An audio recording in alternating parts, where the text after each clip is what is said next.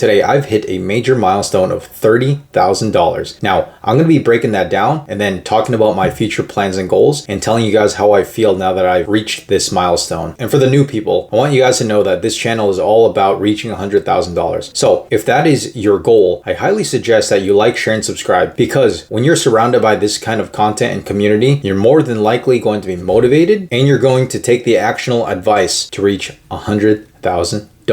Now let's get to it. So my bank account has $7,319. My crypto account has $2,363. My other crypto account has $300. My Fidelity account has $14,401. I have $200 in cash. And then my 401k account, I have $5,738. Guys, this totals us to $30,321. This is amazing. So the way I feel now, and the best way to describe it is I feel stable. I feel like if my car has an emergency problem, I can pay for it. I feel like I don't have an issue if I want to get groceries, I can afford it. I feel like I can go out on dates and not have to worry about asking my date if they can pitch in for the meal. I also have an emergency account, which of course I've included inside of my bank account. And I feel like if I need like a home emergency, if I gotta go to a hotel, I can afford it. Guys, this is the most amazing feeling in the world. And also understand that I don't have any debt.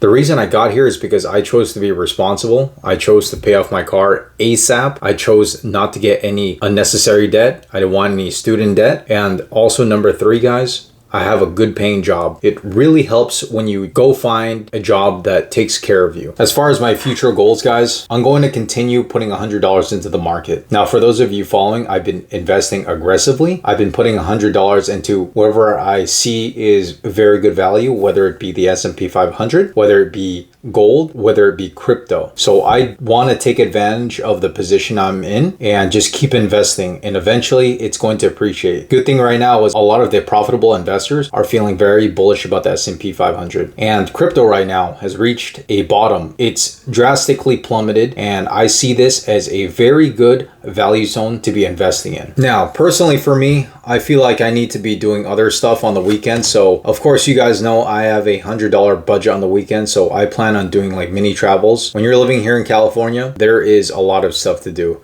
You don't necessarily have to pay for it. Like if you want to go to gardens, there's even free museums if you go to the major cities. I just want to start doing that more. So that's not going to increase my weekend spending by too much. Granted, I don't spend that much on groceries either. I only spend like $100 roughly with groceries. Also, guys, what helped a lot too is my friends that I hang out with, they're all older than me. I'm pretty much the youngest one. I have some in their latter 30s. I have some in their 40s. I have a friend who's in her 60s, and it just helps when you're around these people and they talk about money. They talk about the correct things. They talk about saving. They think about the future investing. I had to drop a lot of my older friends, especially the ones from school, because it didn't seem like they were maturing. They weren't making good financial decisions. They weren't saving money. They weren't progressing in their careers. It seemed like they were stuck in this childish zone where as soon as you get your paycheck, you go out and have fun, go waste all your money, don't put any aside, stop thinking long term. They just haven't matured. And ever since I spent less time with them, I just feel like I'm doing better and I have more money and I feel like where I'm supposed to be. Keyword, stability. Also, guys, I've drastically reduced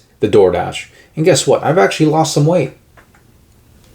You can tell by my jawline. This is amazing, guys. Because I was spending I have to be honest, maybe almost $100 per week just ordering DoorDash. I know it sounds ridiculous. Why don't you just go at least pick up the food? Sometimes I would do that, but you know, when it's a Friday night and you just want to celebrate, you just go DoorDash. Now I don't do that anymore. I just go to the store and buy a pre-cooked meal. That's the thing too, guys. I'm busy now because of my investing. I want to spend a lot of time looking at the market, looking at data. I don't want to be meal prepping and cooking. Of course, it does save time when you meal prep, but it's a couple hours. For me, I'd rather just go to Costco and buy the salads that are $4 each. For me, I can afford that. I don't mind. I just value time right now. Also, I'm getting to a point where I'm trying to run some projections for my net worth, for my investments actually. And at the end of the year or even early 2027, as long as I keep this up, as long as I keep investing, and as long as I keep on saving, I'm going to be projected $50,000 for my net worth. I just have to keep on the grind and keep my expenses low. There was this saying by Charlie Munger. I'm just going to paraphrase it, but he talked about once you reach $100,000, you can start pumping the brakes and taking it a bit easier. Until then, you got to use coupons, you got to walk everywhere, you got to save money. And I highly believe that. Maybe some people don't think $100,000 is a lot, but to me, I think it's fine. I understand I live in California and it's higher cost of living, so my minimum wage is up. But I'll be straight up with you guys. I see what these people spend their money on.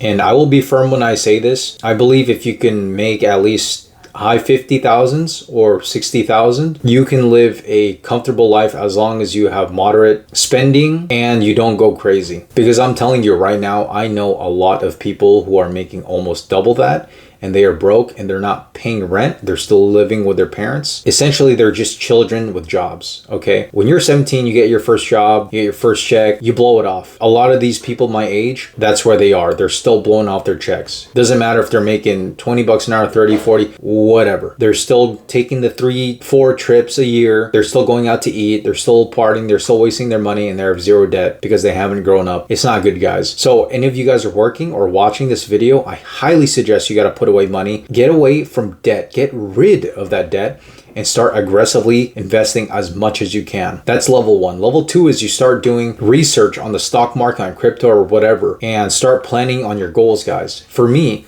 I want to get a house. So I suspect once I reach $100,000, that's when I can start looking for a house. A little side note too, I'm considering a career change. I know, I love my job. I love it. I don't feel like I'm working like 90 to 95% of the time. But this guy came up to me. He pretty much does the same work I do. He's like, hey, with your background, you could be working with us. One of your coworkers works with us. So I checked the pay and the benefits. The benefits are sick. I get good benefits now, but these benefits are sick. Basically 1 month every year you're off. That's how many days off you get a year. And as far as the pay, so right now I make good money, even though I started the company like a year ago. If I were to move to this next company, I basically, whatever I'm making right now with my overtime, it would be the new base for this new job. And I'd be making 6 figures every year, no problem, no worries. I already don't worry right now. I feel stable. But if I were to get that new job, I can comfortably afford a child. I could get married.